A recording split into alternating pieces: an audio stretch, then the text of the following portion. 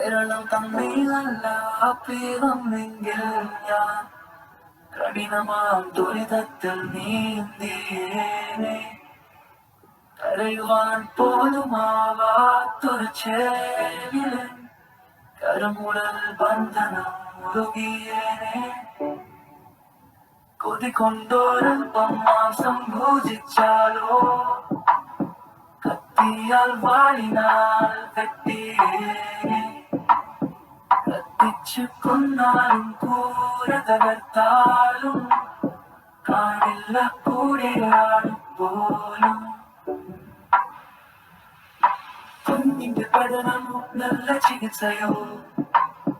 കിട്ടാതെ തെരുവുകൾ തെണ്ടിയേനെ കോവിലിൻ മുന്നിലെ കോലങ്ങളാവ് ചാണകം തമ്മിൽ നിറങ്ങിയേനെ